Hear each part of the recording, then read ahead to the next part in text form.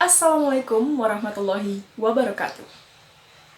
Yang saya hormati, Ibu Etsa Purbareni MPD selaku dosen pengampu mata kuliah Bahasa Indonesia Universitas Negeri Jakarta, dan yang saya hormati, hadirin sekalian yang menyaksikan pidato saya hari ini. Pertama-tama, marilah kita panjatkan puji syukur kehadirat Allah Subhanahu wa Ta'ala, karena atas berkat rahmat dan hidayahnya, kita dapat berkumpul pada pagi hari ini meskipun dalam keadaan daring. Salawat beriring salam tak lupa kita curahkan kepada Nabi Muhammad SAW yang telah membawa kita dari zaman kegelapan ke zaman yang lebih terang.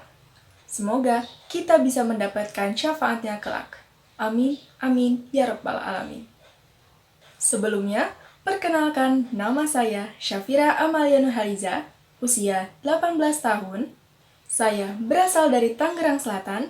Saya merupakan mahasiswi program studi kimia Universitas Negeri Jakarta. Pada kesempatan yang berbahagia ini, izinkan saya, selaku Duta Bahasa Indonesia Universitas Negeri Jakarta tahun 2022, akan membawakan pidato yang bertema penggunaan bahasa Indonesia di media sosial. Saudara-saudari, seperti yang kita ketahui, bahasa merupakan salah satu hal yang penting di dalam kehidupan manusia. Melalui bahasa, manusia dapat terhubung satu sama lain melalui komunikasi dan interaksi yang terjalin. Selain itu, bahasa juga digunakan untuk menyampaikan ide, gagasan, perasaan, pikiran, hingga pandangan terhadap suatu hal.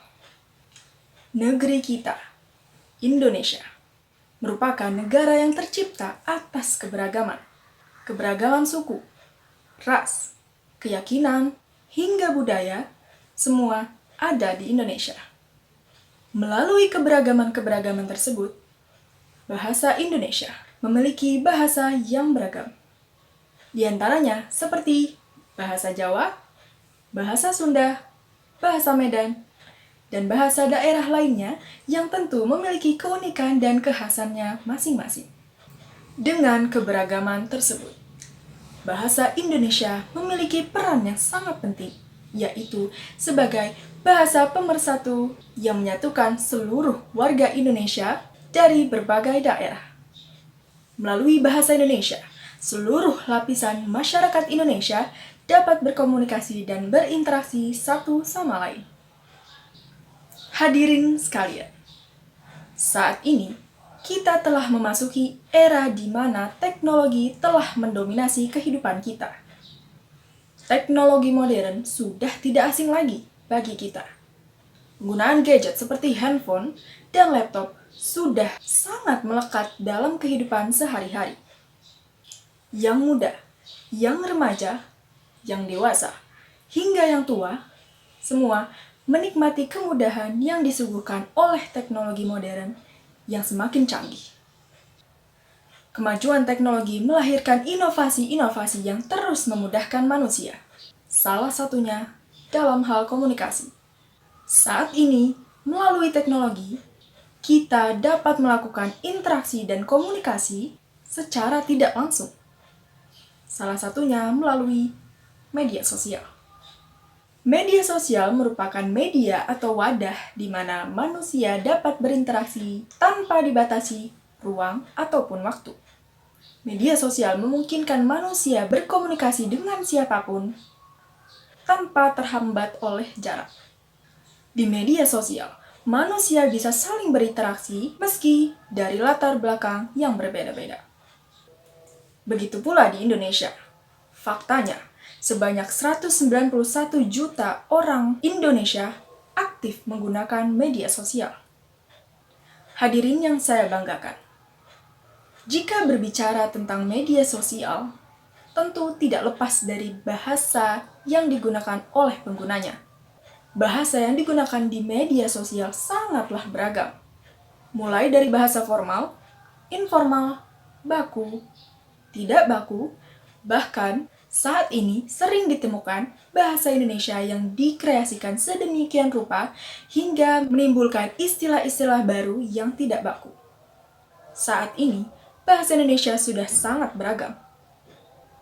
Ada bahasa alay, bahasa gaul, hingga bahasa asing yang seringkali didominasikan dengan bahasa Indonesia. Sebagai contoh, kata aku dan kamu telah diadaptasi menjadi kata gue, yang berarti aku, dan kata lu, yang berarti kamu.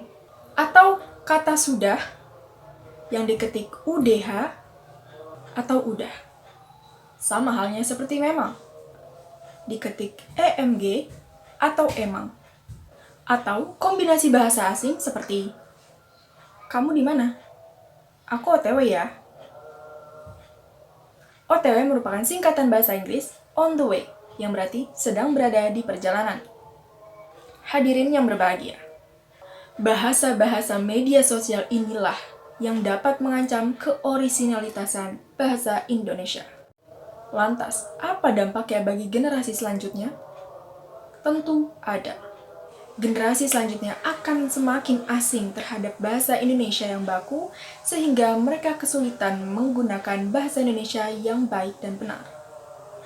Mereka dapat menganggap remeh bahasa Indonesia, sehingga minat mempelajari bahasa Indonesia yang baik dan benar semakin menurun. Mereka menjadi tidak terbiasa menggunakan bahasa yang baik dan benar sesuai kaidah. Sementara, penggunaan bahasa Indonesia yang baik dan benar sangat bermanfaat untuk keperluan mereka seperti surat menyurat, perbincangan resmi, dan sebagainya. Kemudian, dampak yang paling mengkhawatirkan adalah pudarnya rasa bangga terhadap bahasa nasional, bahasa Indonesia. Hadirin sekalian, tidakkah miris jika kelak kita tidak lagi bisa melihat generasi bangsa mengerti penggunaan bahasa Indonesia yang baku dan sesuai dengan kaidah kebahasaan? Penggunaan bahasa alay ataupun bahasa gaul di media sosial mempunyai pengaruh terhadap eksistensi bahasa Indonesia itu sendiri. Sementara, bahasa Indonesia seharusnya memiliki kedudukan yang penting bagi bangsa Indonesia, yaitu sebagai bahasa persatuan, bahasa nasional, dan bahasa negara.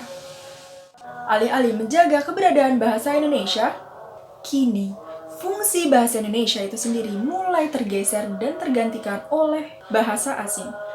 Hal ini tentu saja dapat mengancam kemurnian bahasa Indonesia di masa yang akan datang. Hadirin yang berbahagia, marilah kita sama-sama berpegangan tangan menjaga eksistensi bahasa Indonesia agar generasi bangsa terus menggunakan dan tidak melupakan bahasa persatuan, bahasa Indonesia. Cukup sekian pidato yang dapat saya sampaikan pagi hari ini. Terima kasih atas waktunya. Mohon maaf bila ada kesalahan. Pesan saya, pelihara bahasa daerah, kuasai bahasa asing, utamakan bahasa Indonesia. Bangga berbahasa Indonesia. Wabillahi taufiq wal hidayah. Wassalamualaikum warahmatullahi wabarakatuh.